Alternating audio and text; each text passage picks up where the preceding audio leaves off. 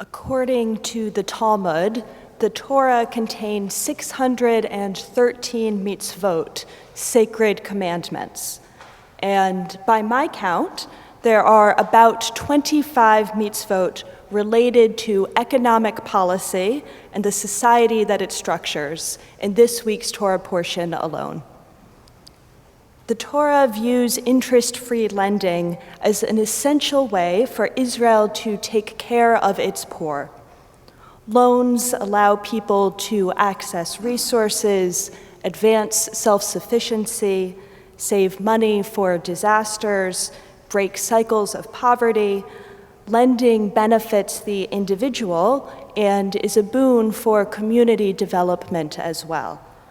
And that's why the Torah considers lending an essential obligation for Israel, part of a broader system of care. An Israelite with means is required to loan to his fellow, interest-free.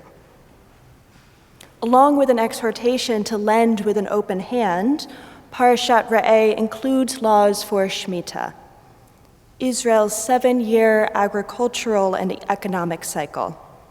Every 7th year is the Shmita year, during which farming, pruning, and harvesting is prohibited in the land of Israel, allowing the fields to rest. Shmita also has economic and social functions. It requires the forgiveness of all debts and the emancipation of slaves. But especially when interest is banned, complete debt remission every 7 years is a tall order for an economy. Would-be creditors may resist lending to their needy kin when the Shmita year is on the horizon, and the Torah acknowledges this risk. We read, "Beware lest you have a wicked thought in your heart, saying, 'The 7th year, the year of Shmita approaches,' and you look at your poor brother meanly and give him nothing. You surely must give to him, and let your heart not hurt when you give to him. For on account of this, Adonai your God will bless you in all your efforts and in all to which you set your hand." The covenanted people thus operate on a system beyond economic logic, a system of kinship with ensuing financial obligations, and God serving as guarantor. If a debtor fails to repay his creditor by the time Shmita rolls around, God promises to make the creditor whole. And if you are unconvinced by this assurance of divine indemnification, you are not alone. Various Jewish legal innovations beyond the scope of this sermon demonstrate that Shmita remained a challenge as the sages reapproached balancing the needs of the poor with the reasonable expectations of creditors. But for now, let's remain in the world of biblical economic policy. The word Shmita comes from the root shin mem tet, to release or let fall. The Hebrew terminology for debt remission is tashmet yadecha, literally, your hand will release. The gripped hand symbolizes control and mastership. The borrower is under the thumb, as it were, of the lender. Indeed, the Bible equates being in debt to slavery, as in Proverbs 22, Eved loveh leish malveh, the borrower is a slave to the lender. Because debt and slavery were so intertwined in ancient Israel, it comes as no surprise that Shmita applies to both. Slavery as it existed among Israelites was by and large debt servitude that the most desperately poor entered in order to forestall financial ruin or starvation. Shmita ensured that there was a 6-year limit on such bondage. Intra-Israelite slavery had protections and limits. For example, Hebrew slaves went free when their masters died. A person could not pass slave ownership to his heir. Upon their release, former slaves were to be furnished generously, a sort of severance package so that they could be financially independent and not forced to re-enter debt bondage.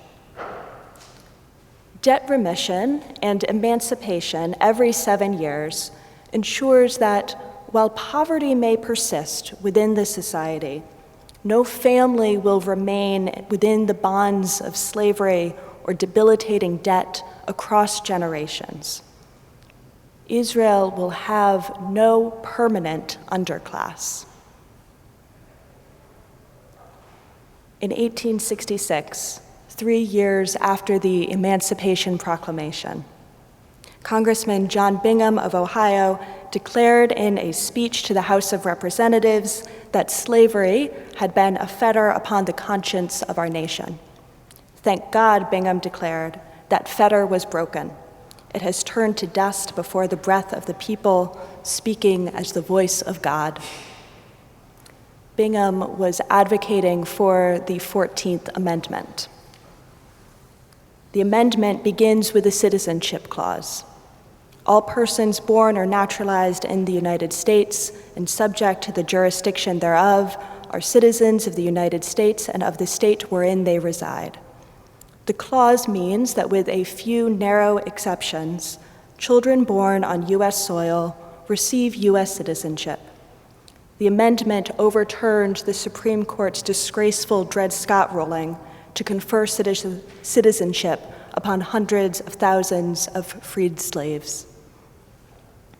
Legal scholar Garrett Epps explains, the authors of the Citizenship Clause had seen Southern slavery eat away at the very idea of democratic government until it nearly destroyed the United States. They set the 14th Amendment and its citizenship language in the American sky as a reminder that inequality by birth was the doorway to dishonor. Given that the U.S. had no immigration restrictions and therefore no concept of illegal immigration until later in the 19th century, John Bingham and other framers of the amendment likely did not consider immigration as a relevant issue. But in 1898, the Wong Kim Ark Supreme Court ruling affirmed that the 14th Amendment establishes birthright citizenship. Even if a resident of the United States has precarious legal status, their children will be citizens. Undocumented immigrants' children can participate fully in civic life rather than living in the shadows of society and the dangerous outskirts of the economy.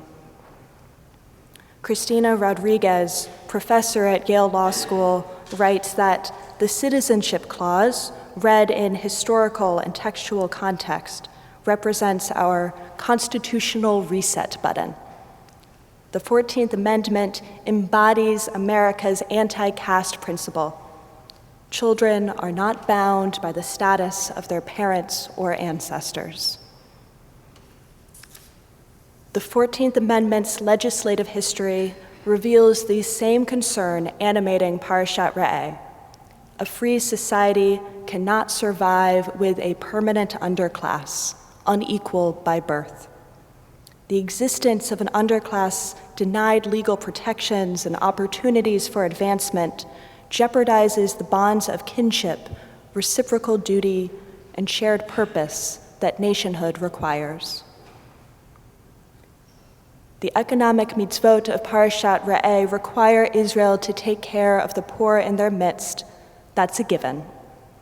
Subtler, but equally essential, are the mitzvot that establish that advancement must always be possible. In the book of Deuteronomy, the people Israel stand poised to enter the promised land as they build and define their new nation. And they come to the same conclusion that our country would thousands of years later. Everyone gets hope for a better tomorrow. Even the most socially and economically precarious will know that their family can rise above their current status. Dignity and security are always possible. Shabbat Shalom.